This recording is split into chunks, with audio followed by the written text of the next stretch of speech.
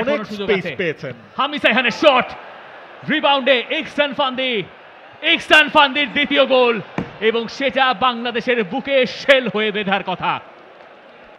So এই decision মেকিংটা Shahriar ইমনদেরকে, এটাই হচ্ছে ম্যাচে ডিফারেন্স তৈরি করে, যে কোথায় অ্যাকচুয়ালি আমার প্লেয়ার রয়েছে এবং where should I have to give the pass.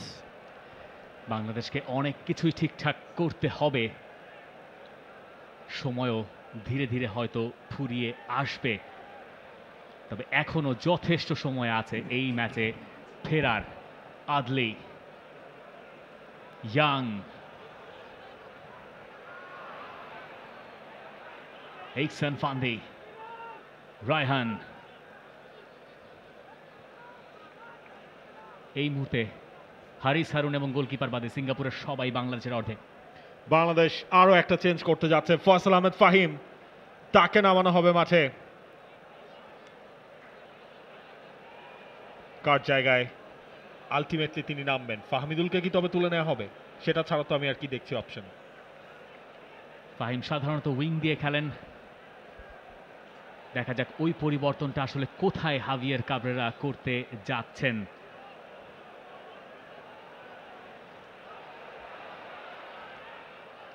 Bangladesh চেষ্টা করছে সিঙ্গাপুরের কাছ থেকে বল জিতে নেওয়ার, কিন্তু সেই কাজটা ক্রমেই কঠিন হয়ে যাচ্ছে। জর্ডান বাঁ দিক থেকে আরো একবার সিঙ্গাপুরে পায় বল, ইয়াং শেষ মুহূর্তে বাঁচিয়ে দিলেন টপু বর্মন। অনেক স্পেস পেয়েছেন। হামিদ সাইহানের শট, রিবাউন্ডে ইহসান ফান্দির দ্বিতীয় গোল, এবং সেটা বাংলাদেশের বুকে শেল হয়ে বেঁধার কথা। অনেক বড় মিস্টেক হয়েছিল এর আগে যখন সিয়ং তিনি পুরো ফাঁকায় ছিলেন, তার শটটা কোনো রকমে ব্লক হলো।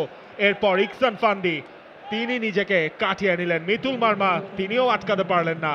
ডিজাস্টার বাংলাদেশের। স্টেডিয়ামে যে নীরবতা ছিল সেটা যেন আরো বাড়লো। ফান্দি সিঙ্গাপুরের হয়ে টপ স্কোরার, তার বাবা সেই ফান্দি ব্রাদার্সেরই একজন। ইহসান ফান্দি পেয়ে গেলেন 21তম আন্তর্জাতিক গোলটা। দূর থেকে শট এসেছিল, মিতুল মার্মা সেভ করেছিলেন, কিন্তু রিবাউন্ডে বল যার কাছে গেলে ক্ষতি হওয়ার কথা ছিল তার কাছেই গেল, এবং শেষ পর্যন্ত ওই টাইট অ্যাঙ্গেল থেকে নম্বর 9 আর ভুল করেননি। শটে পাওয়ার ছিল, কিন্তু সেভ যেখানে গিয়ে পড়ল, ইহসান ফান্দি হৃদয়কে বোকা বানিয়ে বল জড়ালেন জালে, এবং বাংলাদেশ এই ম্যাচে 2-0 গোলে পিছিয়ে পড়ল।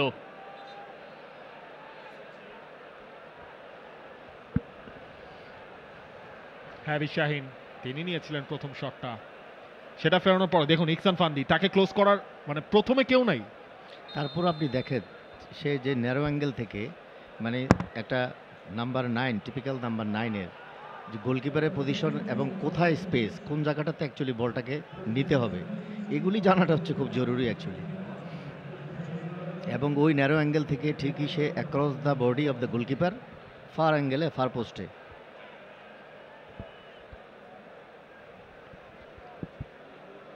ফান্দি এবং সিয়ং তাদের কাছ থেকে এসেছে দুটা গোল।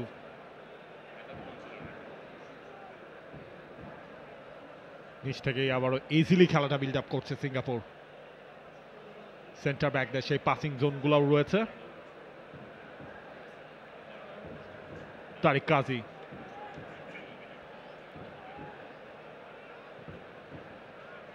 আমরা এখন পিচ সাইডে চলে যাচ্ছি, সেখানে আছেন শরীফুল হক।